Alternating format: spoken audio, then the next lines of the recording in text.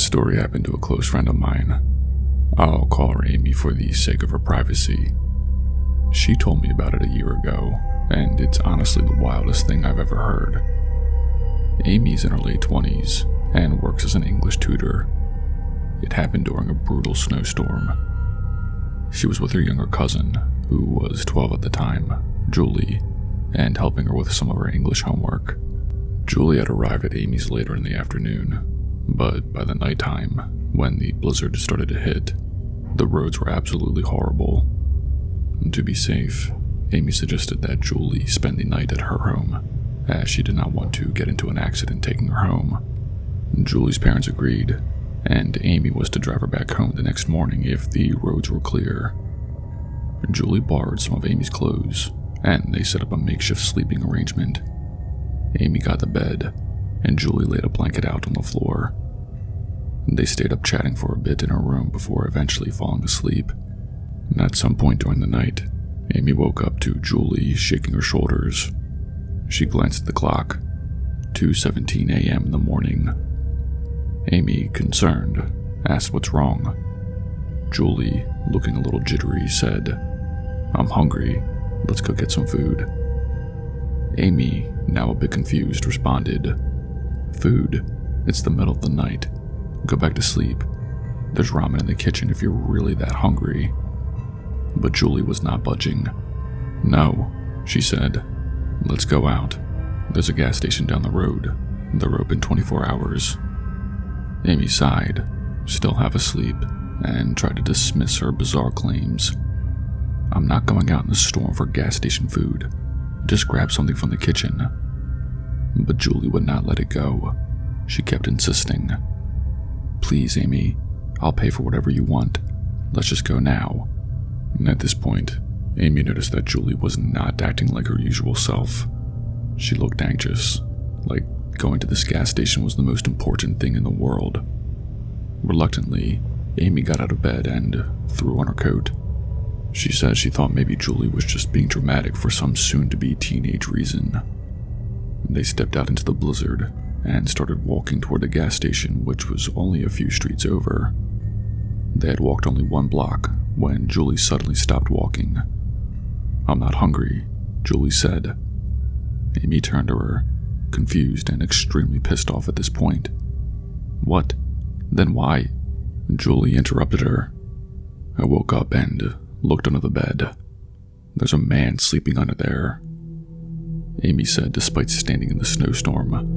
She was frozen in fear. "What did you just say?" Amy said. "I didn't know what to do," Julie continued. "I did not want to freak you out, so I thought if I got you out of the house, we could call the police." Without saying another word, Amy grabbed Julie's hand, and they ran the rest of the way to the gas station. Once inside, Amy used her phone to call 911. She explained the situation as clearly as she could, based off of what Julie had told her. The police arrived at the apartment not long after, despite the roads being shitty conditions. Amy and Julie waited in the gas station, trying to stay calm but failing miserably. After what had to be about an hour, a patrol car pulled up, and an officer came inside to speak with them. He confirmed what Julie had seen. There was a man under the bed. He was homeless, and had apparently been living in Amy's apartment for weeks, possibly months. He'd somehow managed to sneak in and out without being noticed. The officers found a small stash of food wrappers and personal items hidden under the bed and in a crawl space nearby. They said he likely would come into the apartment at night, after Amy had already gone to sleep. Thankfully, the man did not resist when the police found him. They took him into custody, and Amy was able to return home a few days after the locks had been changed and the apartment was thoroughly checked. When she first told me this story, I thought for sure she was just trying to pull my leg or something. But I've read the report, and the case was even shared on some of our Facebook groups that we're both a part of. It's terrifying to think that if Julie hadn't been sleeping on the floor that night, if she hadn't looked under the bed, they might have never known that she was there. Or worse, they might have found out in a far more dangerous way. It's a terrifying world we live in.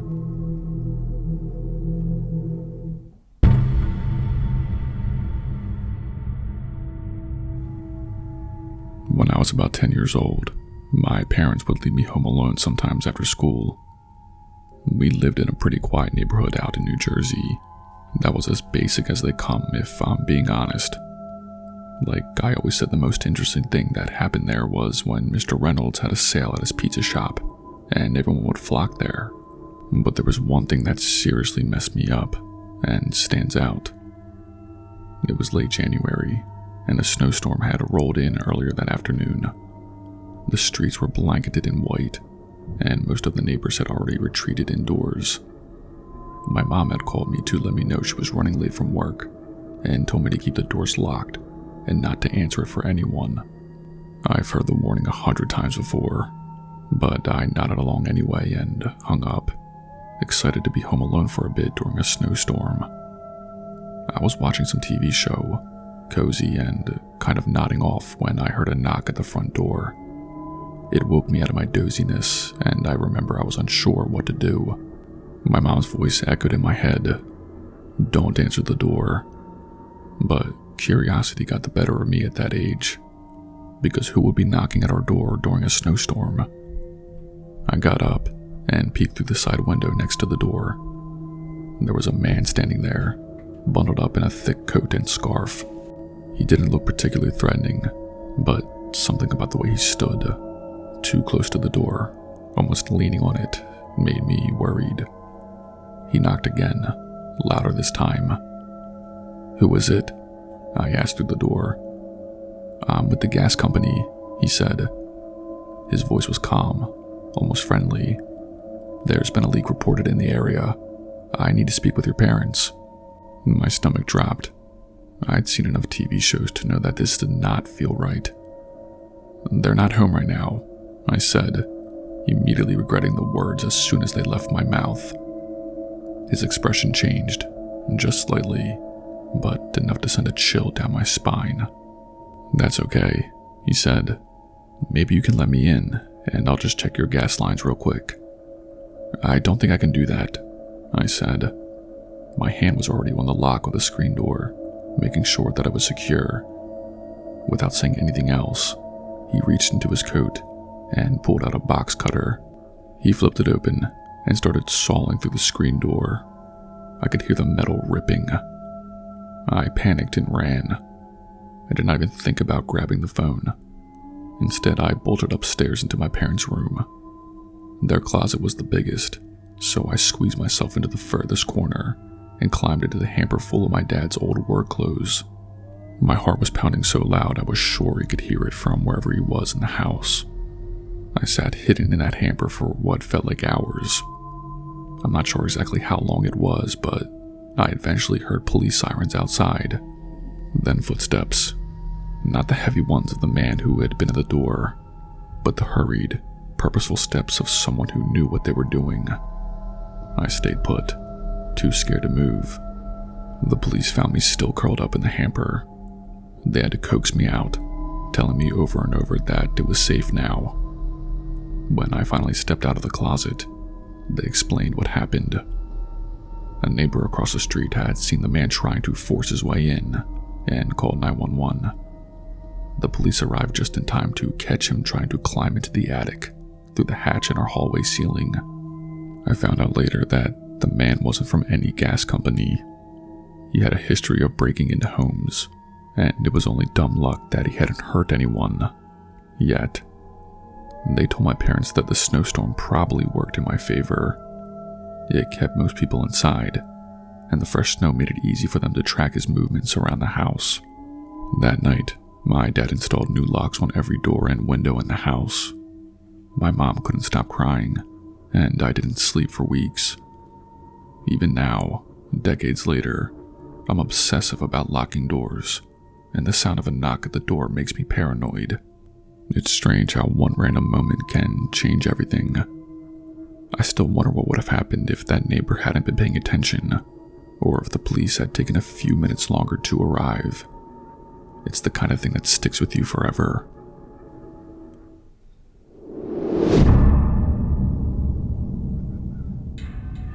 I need to tell you about something that happened when I was a kid. It's been over 2 decades, but trust me, I still haven't gotten over it. When I was about 10, I shared a bedroom with my younger brother, James. He was about 5 at the time, but he wasn't like most 5-year-olds. James was born with severe health problems, including multiple sclerosis. He was in a wheelchair and couldn't take care of himself. Our parents set us up in the same room so I can keep an eye on him at night. If anything went wrong, I'd wake them up. One winter night, during a snowstorm, I woke up for no real reason. It was one of those times when you just suddenly come out of a deep sleep, wide awake. I remember lying there for a moment, listening to the wind and the snow howling outside. The house was freezing, but I did not want to move and grab another blanket. For some reason, I looked over at James's crib. He had this crib-turned bed thing, because he'd sometimes roll around in his sleep. Everything seemed to be normal in the room, but then I turned to look out the window. It was a man. He was standing there, staring into our room. He was completely still, and all I could make out was his silhouette. He had on some kind of long coat, and what looked to be a hat. A top hat, maybe. The snow was falling hard behind him, but he did not move an inch. It was like he was carved out of stone. My brain truly couldn't process what I was seeing. Why would someone be out there, in the middle of a storm, staring into our room? I did not even think. I jumped out of bed, flipped on the light, and bolted down the hall to my parents' room. "There's a man in the window," I yelled, shaking my dad awake. Finally, he got up, but a little pissed at me. My mom followed close behind, half asleep but concerned enough to check. When we got back to my room, the man was gone. My dad grumbled something about the wind playing tricks and went outside to check. He grabbed a flashlight and opened up the front door. I stayed in the room with my mom, who was trying to calm me down, saying it was probably just a shadow or my imagination. But then we heard my dad call out, "Someone's been here." We ran to the front door, and my dad pointed to the snow on the ground. There were footprints leading up to my bedroom window. They were deep, fresh, and definitely human. But here's the thing. The footprints didn't go back down the driveway or toward the street. They just stopped right under the window, as if the person had vanished into thin air. While my parents were trying to make sense of it, we heard James making a noise. It was a horrible, guttural sound, almost like he was choking. My mom sprinted back to the room, and I followed. James was having a seizure. His whole body was shaking violently, and his face was turning red. My mom yelled for my dad to call 911, while she held James and tried to keep him from hurting himself. The paramedics arrived quickly despite the snowstorm. They managed to stabilize James, and he ended up being okay. But that night stuck with all of us for different reasons. My parents chalked it up to some creep passing through the neighborhood. They even told the police about the footprints, but nothing ever came of it. As for James, he doesn't even remember anything about that night. But I do. I'll never forget the way that man stood there, motionless, staring into our room. Some people in my family say it was James's guardian angel, showing up to warn us. Others, including my mom, think it was Death himself, waiting for James but leaving when he realized it wasn't his time. I don't know what to believe. All I know is that the man in the window was real, and I'll never forget the way he just disappeared, leaving nothing but footprints in the snow.